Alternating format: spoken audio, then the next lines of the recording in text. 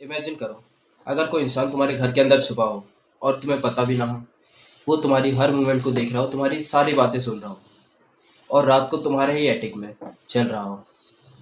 इसमें सबसे डिस्टर्बिंग बात पता है क्या है? कि ये कोई मूवी की स्टोरी नहीं, ये एक रियल केस है जहाँ इन्वेस्टिगेटर्स को लगा कि किलर शायद मर्डर से पहले भी इनके घर में रह रहा था। हेलो एवरीवन, मैं शिवम। इस चैनल पे हम एक्सप्लोर करते हैं डॉक्यूमेंटेड अनएक्सप्लेन्ड केसेस। अगर आपको रियल मिस्ट्रीज पसंद है तो ये चैनल आपके लिए है। सब्सक्राइब जरूर कर लेना, क्योंकि आज की स्टोरी शायद आपको रात को सोने ना दे। वैसे मैं रात को ही शूट कर रहा हूँ।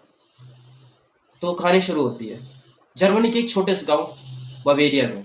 मतलब जर्मनी में भी गांव होता है, बवेरिया में 1922 एक आइसोलेटेड फॉर्म जिसका नाम था इंटरकाफी।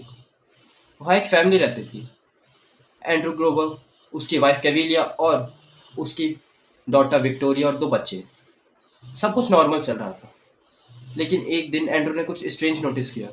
उसने देखा जंगलों से फुटप्रिंट्स के निशान उसके घर तक आ रहे हैं, लेकिन वापस जाते हुए नहीं दिख रहे। वो परेशान हो जाता है।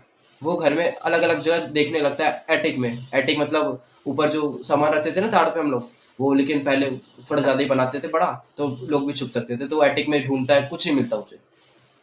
फिर वो बैठ जाता है शांति से कि ठीक है, कुछ नहीं होगा। कुछ दिनों बाद उसको अजीब अजीब चीज़ें होने लगती है उसके घर में। रात को एटिक से किसी के चलने की आवाज़ आती है, धम धम धम, ऐसी ऐसी आवाज़ें आती है उसके घर से। न्यूज़पेपर्स जो उन लोगों ने कभी मतलब खरीदा ही नहीं था, कभी पढ़ते ही नहीं थे वो लोग, उनके घर से न्यूज़पेपर मिल रहे। उनके जो घर की जो मेन डोर की है वो मिसिंग है। ये सब हो रहा है। वो अपने पड़ोसियों को बताते हैं कि भाई ऐसे ऐसे हो रहा है, मुझे सही नहीं लग रहा। पड़ोसी बोलते हैं भाई चिल मारो, नहीं कुछ नहीं हुआ होगा, ठीक है, चेक तो कर ही लिया था आपने। तो एंड्रू भी बोलता है भाई सही बोल रहे हैं, तो ठीक है छोड़ देते हैं वो। क्या होता है 30 मार्च को एंड्रू और उसकी फैमिली अचानक डिसअपियर हो जाती है। किसी को कुछ पता नहीं है कि कहाँ गए वो लोग, और कोई ज्यादा तलाशी वलाशी कुछ नहीं पूछ रहा है कोई।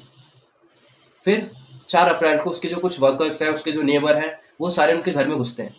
देखते हैं कि भाई ये 3-4 दिनों से कहाँ रह रहे हैं लोग। तो जाते हैं, उन्हें क्या दिखता है कि 4 बॉडी उनके बाग में पड़ी हुई है। किसी की सर घास के नीचे पड़ा हुआ है, किसी का बॉडी इधर पड़ी हुई है, पूरी गंदी तरह से। वो बोलते हैं कि जर्मनी का सबसे डेंजरस क्राइम सीन्स में से एक था ये। इन्वेस्टिगेटर्स ने बताया कि शायद क्रिमिनल मर्डर करने के बाद भी उसी घर में रह रहा था, क्योंकि एनिमल्स को खाना दिया जा रहा था प्रॉपर्ली। उनके मरने के बाद भी, मर्डर के बाद भी प्रॉपर्ली खाना दिया जा रहा था। उसके किचन को यूज किया जा रहा था, और उनकी जो चिमनी है, चिमनी से कंटिन्यूसली धुआं आ ही रहा था। तो उनको ये पता चल गया कि वो जो क्रिमिनल है वो रह रहा था भाई हमारे यहाँ मर्डर्स के बाद भी।